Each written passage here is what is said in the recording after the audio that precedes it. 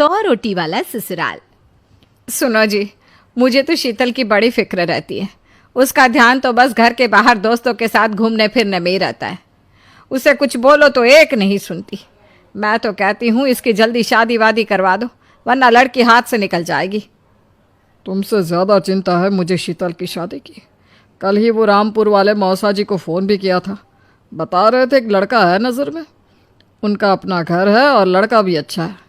अरे तो फिर बस बात चलाओ ना, एक बार देखे तो सही लड़का और घर बार कैसा है। कौन से लड़की की बात चल रही है यहाँ? तुम्हारी शादी की बात चल रही है बेटी। अब तुम्हारी शादी की उम्र हो रही है तो लड़का तो देखना पड़ेगा ना। उफ़ो, मुझे अभी नहीं करनी शादी वादी। ये तो मेरे खेलने कूदने के दिन है। बहुत खेल कूद ली तुम। अब घर के काम धाम सीखने की कोशिश करो, समझी? ससुराल जाकर हमारी नाक मत कटवा देना। सब्जी काटनी तो आती नहीं इसको, तो नाक ही कटवाएगी। अरे मैं इसे शादी तक अच्छे से सब सिखा दूंगी। आप तो बस उस लड़के से इसकी शादी के बाद चलवाओ। कुछ दिनों बाद कुणाल और उसकी माँ शीतल को देखने घर आते हैं। कुणाल दिखने में बड़ा ही स्मार्ट होता है। शीतल तो उसे देखती ही रह जाती है। देखो जी, हमारी कोई डिमांड तो है नहीं, बस हम चाहते हैं कि लड़की घरेलू हो, घर के सारे कामकाज संभाल ले। अब आपके परिवार में तो बस 3 ही लोग हैं, पर हमारा तो खूब भरा पूरा परिवार है। बाकी हमें लड़की के घूमने फिरने दोस्तों से मिलने से कोई दिक्कत नहीं है। घर का काम करने के बाद जो चाहे सो करे। अरे वाह, ये तो इतने बढ़िया लोग हैं। लड़का भी इतना स्मार्ट है और ऊपर से इन्हें मेरे घूमने फिरने से भी कोई दिक्कत नहीं है। हे भगवान, तूने तो बिना मांगे ही मुझे सब दे दिया।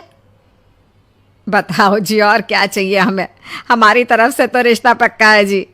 बस फिर तो हंसी खुशी शीतल और कुणाल की शादी हो जाती है। शीतल मन ही मन बड़ी खुश होती है और उसी खुशी के साथ वो अपने ससुराल में कदम रखती है। आओ बहू, तुम्हारा अपने ससुराल में स्वागत है। ये मिलो अपने परिवार से। ये तुम्हारे ससुर जी, तुम्हारी ननद सुनीता और गीता, सुनीता के पति राजेश और उनके 2 बच्चे राजू और चिंटू। ये ना हमारे साथ यहीं रहते हैं। ये तुम्हारी दादी सास हैं और बाकी लोग अभी बाहर गए हुए हैं। इतने सारे लोग, ये सब यहीं रहते हैं इस घर में? अरे अभी तो मेरे देवर देवरानी और उनके 3 बच्चे यहाँ नहीं है। उसके मायके में भी शादी थी ना, तो बस वहीं गई है। कल तक आ जाएंगे। हे भगवान, ये घर है या धर्मशाला?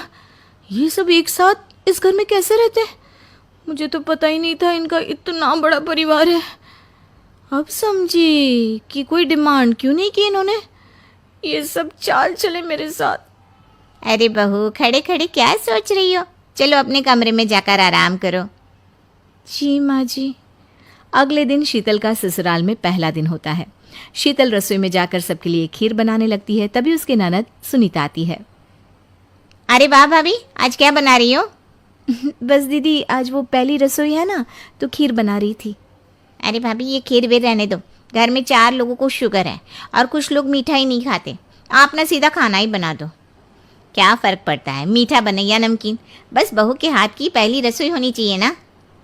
जी दीदी, तो फिर मैं खाना ही बना देती हूँ। आप बता दो खाने में क्या बनेगा? बस सिंपल सी कोई सब्जी बना दो, जैसे आलू गोभी या आलू मटर, और उसके साथ रोटियां सेक दो।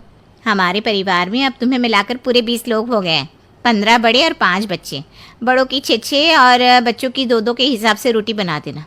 चलो मैं चलती हूँ, सब देख लेना। हाँ, बड़ों की 6 रोटी मतलब कि 15 लोगों की 90 रोटियाँ, और बच्चों की 2 रोटी मतलब 5 बच्चों की 10 रोटियाँ। 90 और 10 मतलब कुल मिलाकर 100 रोटियाँ। हाय, मैं तो मर गई। 100 रोटी अकेले कैसे बनाऊंगी? माँ, ये तुमने मेरी शादी कहाँ कर दी? शादी से पहले तो मैंने कभी 4 रोटी से ज़्यादा नहीं बनाई। शीतल एक बड़ी सी परात में 100 लोगों के हिसाब से आटा निकालती है और उसे गूंथना शुरू करती है। आटा गूंथते गूंथते शीतल के पसीने छूट जाते हैं। उसके बाद बारी आती है रोटी बनाने की। शीतल एक एक करके रोटी बनाना शुरू करती है और 10 रोटी बनाते ही अपनी कमर पकड़ लेती है। हाय, मैं मर गई। मेरी कमर टूट गई खड़े खड़े, और ऊपर से इतनी गर्मी। मैं 100 रोटियां कैसे बनाऊंगी? अरे भाभी, सब बाहर रोटियों का इंतजार कर रहे हैं। ज़रा जल्दी जल्दी रोटी सेक दो।